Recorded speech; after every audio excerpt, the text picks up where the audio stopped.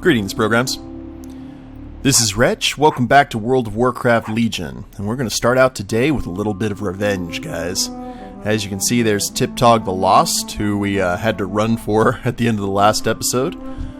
But as you can see here, he is not buffed up anymore. So, I think now is time to go ahead and make our move and lay the smack down. So, let's see if this goes a little bit better for us.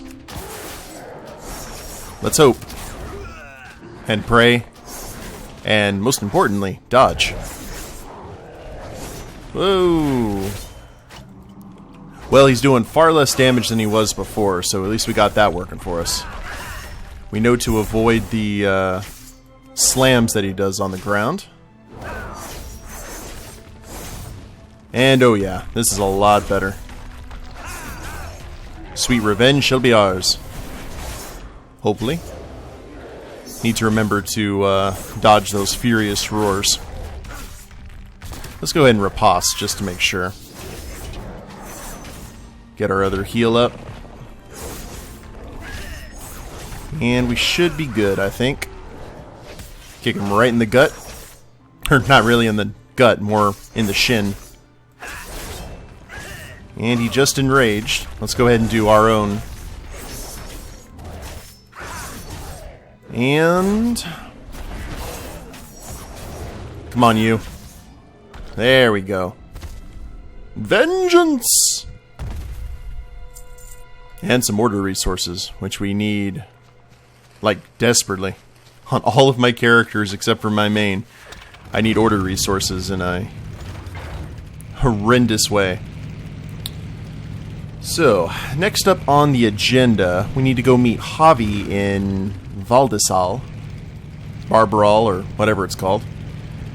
And I think we're going to get another quest hub on the way there, if memory serves. Should be a very interesting quest hub, too.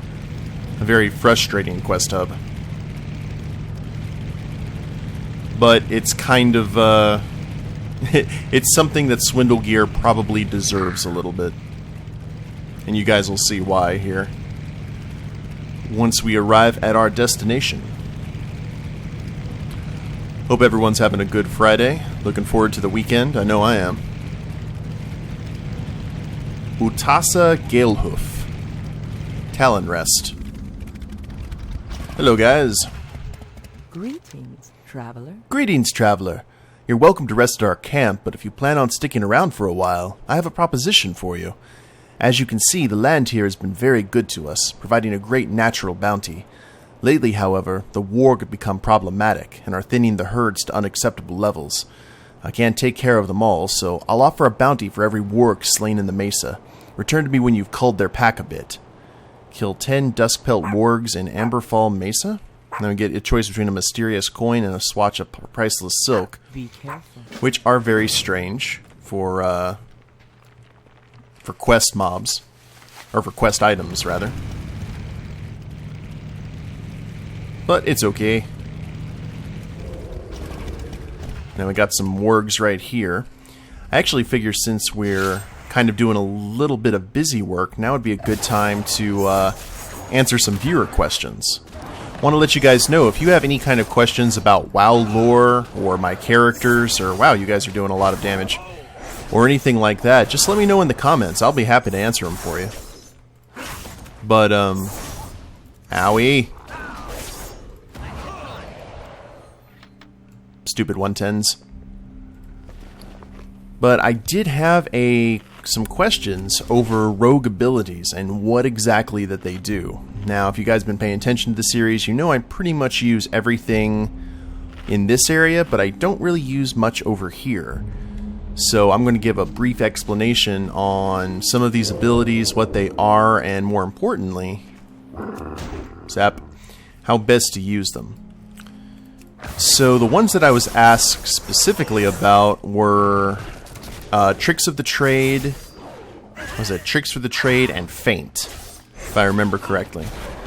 So, Feint performs an evasive maneuver reducing damage taken from area of effect attacks by 50% for 5 seconds. What that does is if you see anyone hitting any area of effect attacks, like a mage's blizzard, for example, or something that's here on the floor that you can't really get out of. Feint would probably be your best bet, because that's at least reduces the damage that you're taking while you're trying to get out of harm's way. So that's how Feint is very useful. I think back in the day, Feint used to lower your threat when it came to tank threat.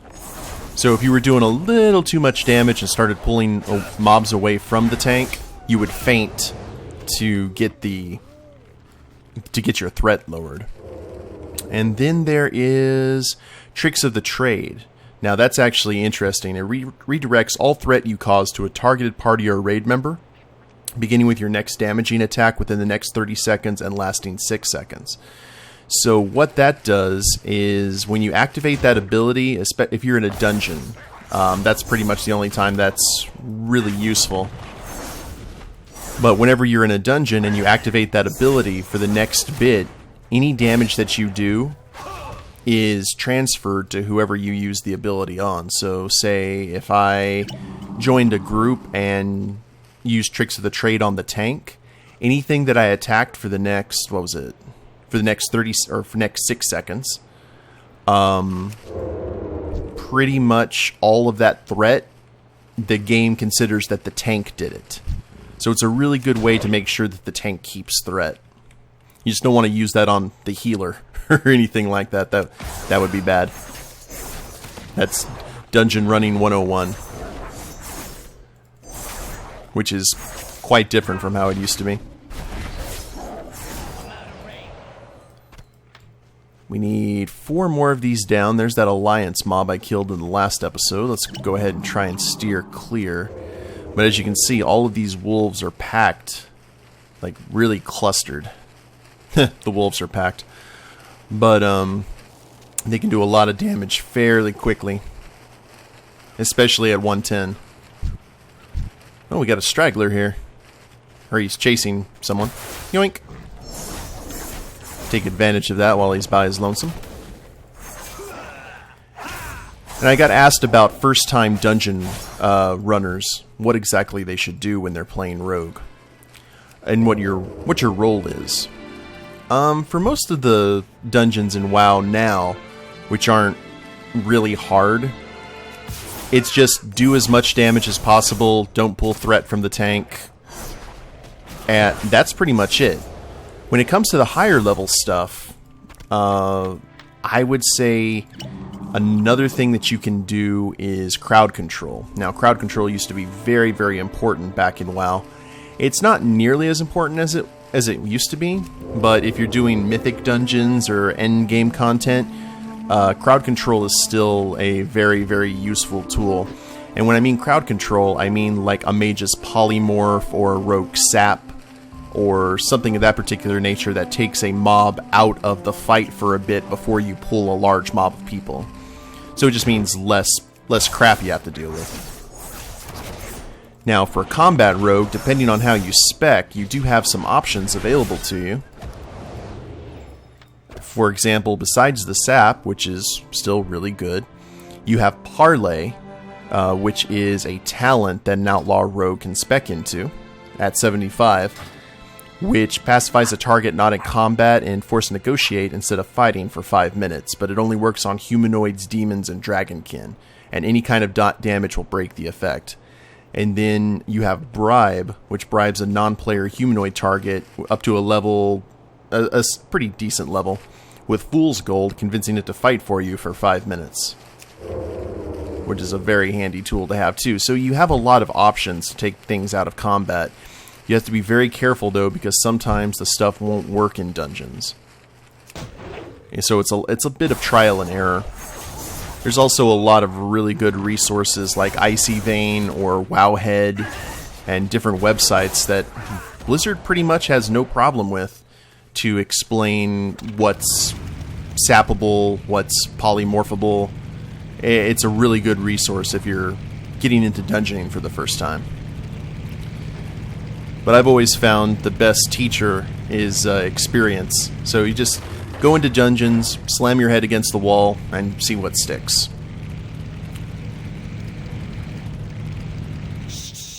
Someone's coming. Oh, hey there, chum. How can we help? As you can see, the Tauren are nowhere to be found. And we've got Rax 6-trigger and Snaggle 6-trigger. Of course it's authentic. I'm sure those Tauren will be back any minute. Till then, how can we help you, chum? Why are you moving the Tauren's goods over to your Zeppelin? Zeppelin? Oh. Yeah, there's a Zeppelin over there. Yeah, why are you moving the Tauren's goods over to your Zeppelin? Oh, we got a business arrangement with them. Yeah, they want us to fly this stuff over to Dalaran and sell it for them there. After all, there aren't a whole lot of people to sell it to here, right? And who's a better salesperson than a goblin? Those Taurens sure have an eye for business. Hey, no refunds. Got it? Oh, hey! You must be looking for them Tauren we camped here. They just stepped out for a bit, but Snaggle here and I, we can take care of you. Now, say they were gonna pay you for killing some wargs, huh? No problem, bud.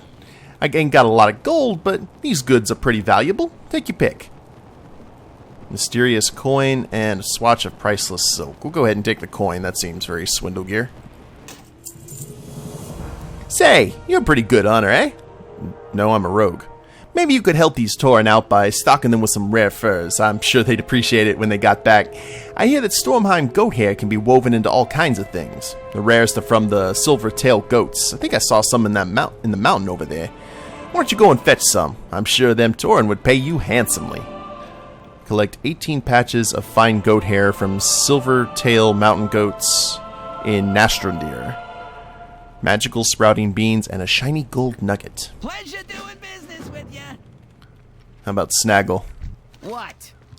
Help settle a bet, chum. Those Tauren are Skyhorn, and they fancy themselves big-time hunters. I bet that pretty penny they wouldn't be able to take out some of the biggest beasts in Stormheim.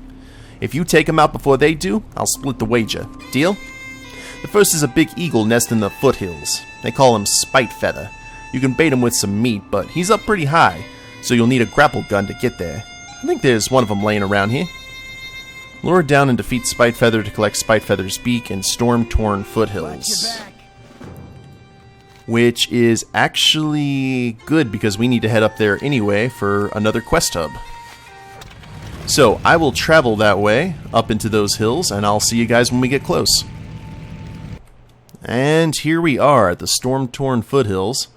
You can see we've got Squall Hunter's Brood of Nithog, who is a very nasty storm dragon.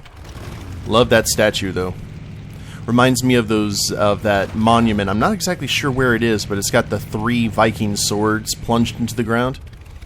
And we got some mountain goats right here. Now, hopefully these guys are going to drop more than just one thing of goat hair when we kill them, because otherwise it's going to be a long grind. Yoink! And who could think goats could do so much damage? Oh lord, they are doing a lot of damage. Bad goats. I told you guys, it's going to get harder and harder. 5, that's not bad. And some hardened molars. Whatever good that is. And what do we got over here? It's an Alliance player. Oh, Night Elf Demon Hunter. I have to say that I have not really been playing a whole lot of my Demon Hunter that I have on my on this server. I just haven't felt the inclination to. I don't know if that's saying something about my particular playstyle or the Demon Hunter class as a whole, but I've just been kind of meh about it. Now, there was a pretty nasty group objective, or area objective over here, but now that we're 110, we don't have to deal with that. Just got to find some goat's hair and take on an eagle. And I'm trying to remember... Oh, Lord. Trying to remember where exactly that quest hub is. You don't have to deal with these dragons, so I'm not going to worry about them. They hurt a bit. As you can see, they're everywhere, too. We are in their feeding grounds. It's actually one of the best places, however, to go for storm scale, if you're a skinner. And Spitefeather's beak is right next to us. But there are goats in need of shanking. Now, if you've never had any kind of experience with any of those sites that kind of show you specs and stuff about the game, you may feel compelled to follow them to the letter because they do give some really good advice, but sometimes they do kind of give off the impression that they're telling you exactly how to play the game. If you ever feel that it's like that, or you're doing something that you think is funner or more effective than what the website says, go ahead and do it. Remember, you're playing the game for your jollies, not for anyone else's. 18. I know I can name on multiple occasions where the website told me to do something, and I followed it for a while, but it just wasn't working out for how I played the game, my play style. And I was able to find a better way and just kind of go with that. Well, here we go. Dunk. Looks like someone has been here. An Orc Death Knight. Timber Lord Marahem. And there's Spitefeather's corpse. Unfortunately, we cannot loot it. So let's go ahead and get ourselves healed up to full. How you doing there, first mate? Still got the worms, do you? The scurvy? And what are we placing on here? Oh, some food. There you are. Nah, I can't attack that target. I can't attack that. Nah, Okay, can we? There we are. Now, he's an elite, which is not good. Probably something we should have taken into consideration. Oh, Lord. He does a lot of damage. Riposte. I'm trying to remember how exactly I was able to beat him on some of my other characters. It may be a fault of the rogue. Not sure. Of course, I'm also being a derp and not using any of my roll the bones or anything that I should be doing. There we go. Well, worst comes to worst, we can go ahead and escape once my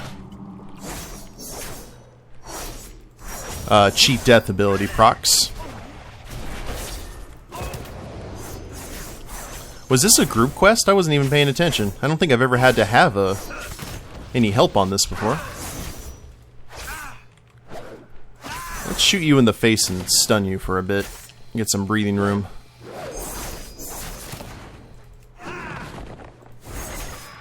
Uh-oh. Well, I would have died right there. And there I did. Wow. Let's go ahead and check that. What is that? That's not a group quest. I guess because I'm 110, my gear is just not up to spec. Which is unfortunate and a little bit frustrating. But honestly, what I might do, my main character, my shaman, is a leather worker. I may go ahead and craft some starting like 815, I think it's the spec, armor, and hand that off to Swindle here. I think that might be what's needed, because I have to say, this is one of the most gear dependent. Oh, I can't grapple up there because I'm dead. One of the at the end game, one of the most gear dependent expansions I've ever seen. So you got to make sure that once you hit that max level, you've got some good equipment on standby. Otherwise, like the South Park meme, you're gonna have a bad time. Guess we have to head up here. Might have to hold up. I remember all of these quests were quite a bit frustrating.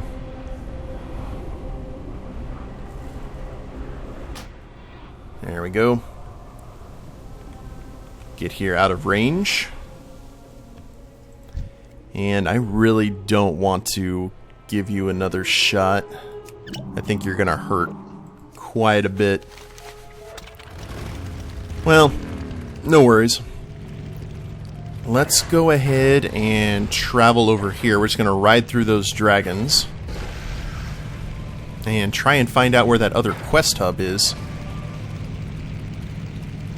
There's someone around here who can get us into, in my opinion, one of the sad storylines here in this expansion. We got a rare Starbuck. Straight out of Battlestar Galactica. And you have a lot of dragons to your name. You got a moon on your head, too.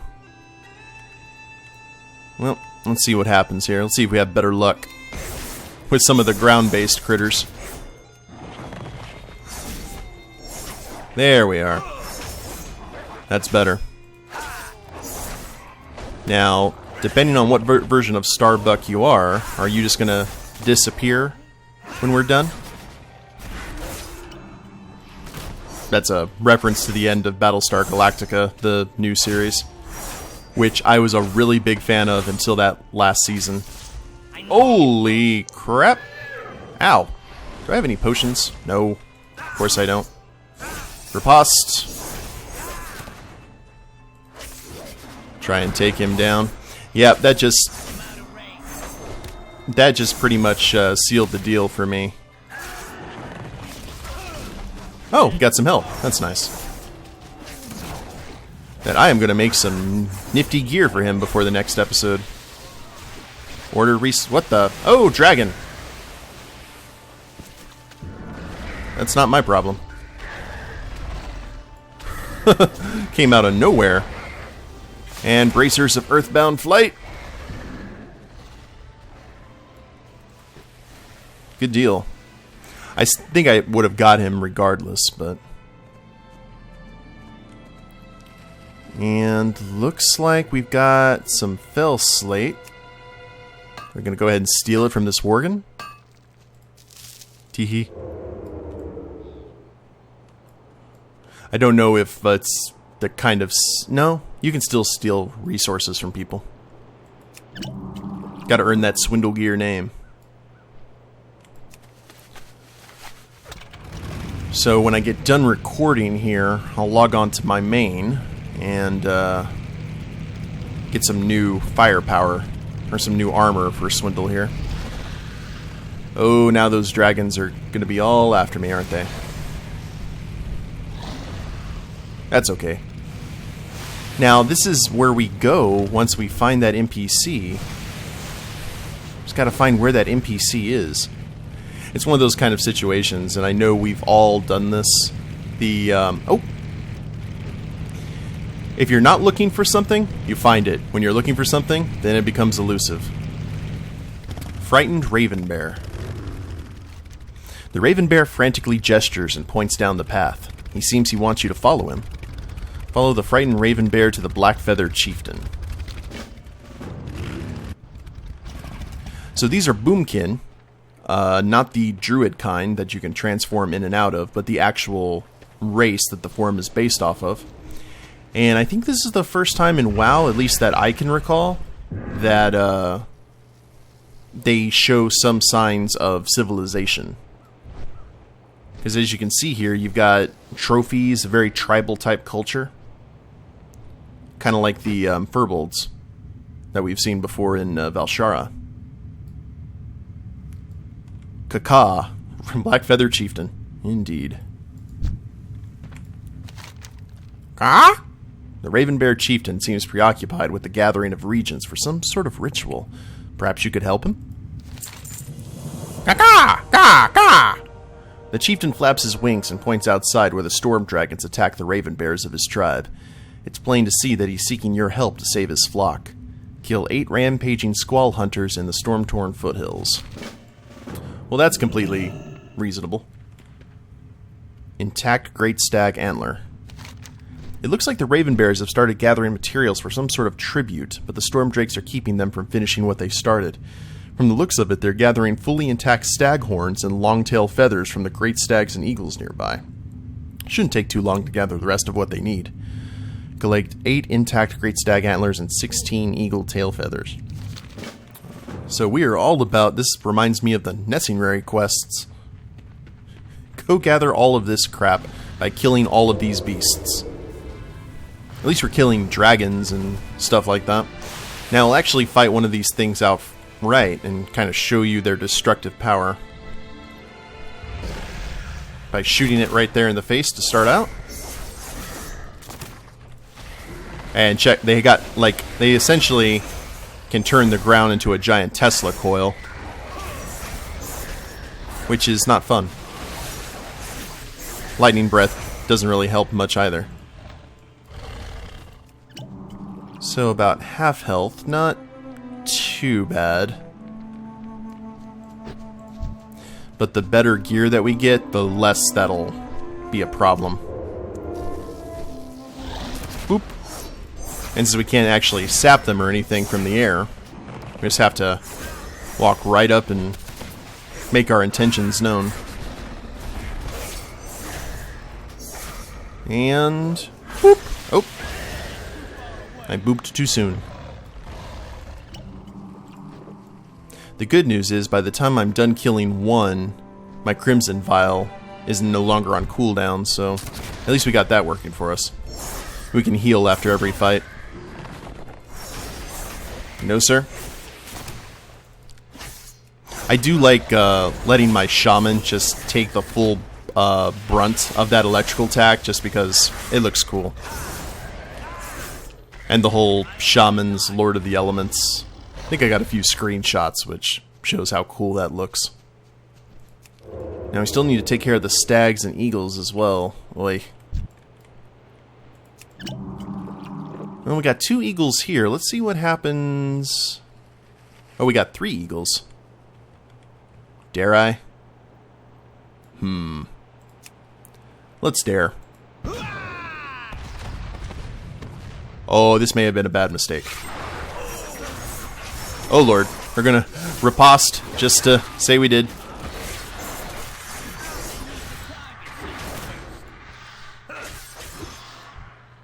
So that wasn't as bad as it could have been. Got another grouping here. We got half of our eagle feathers just doing that. Get down from there. I have a interesting story about that, and I think we'll go ahead and end the episode after that. After this. But when a long time ago, in a galaxy far, far away, I used to work for a casino. Not necessarily a casino, but I was subcontracted to a casino. We did television production for their live racing. And we had some huge towers at the ends of the track that people would go to in order to put... We'd have, like, huge video or TV cameras up there in the towers and to record the horses coming up and down the track. Not only for television production, but also for the judges to check out where the horses were if there was some sort of issue. But anyway... we were setting up the cameras at the beginning of one season. You'll be flagged for PvP if you remain in this area. Let's go ahead and get out of this. By the way, to the people asking, we will be doing a PvP episode eventually. Just not right now. But there was this bird that started swooping at my friend Drake, as we fight Drakes, as he was making his way up the tower to do some errand to it. And this was like a 3-story ladder climb without a harness, by the way. They didn't really care about our safety. But we go up there, and he starts climbing up. This hawk keeps on diving at him. So we assume that there's a nest up there, and that the hawk's just being protective of his nest, because there's no chicken wire or anything to block the opening to the tower. So we figured, okay, then bird of prey just found the tower, went, ooh, nest, and treated it like such. We found out that the hawk was actually an endangered species, which means that could have caused all kinds of chaos for the casino, because you can't build anything within a certain radius of a habitat or anything like that. So we were thinking, okay, that's funny, because they were just about to put up like $5 million horse stables on the site. We let maintenance know, and we let the casino ownership know, hey, you have what looks to be an endangered bird. You probably need to get the EPA over here to check it out, and they sent maintenance out to shoot it that night. So they killed the bird and probably destroyed the nest as well, and covered up any evidence whatsoever of what had happened. And that's what it's like working at a casino. Not the nicest people in the world. But I will go ahead and end the episode here, guys. I'll gather up the rest of the stuff off camera, like the horns and the feathers, and kill the dragons. And we will talk to Chieftain Kaka at the beginning of the next episode. I'll also go ahead and get that new armor as well. If you guys liked the video, please leave a like down below. Subscribe to the channel, leave a comment, that'd be a big help. Heck, where's Smee? Smee? Ah, there you are. And we'll see you next time. Later days, everyone.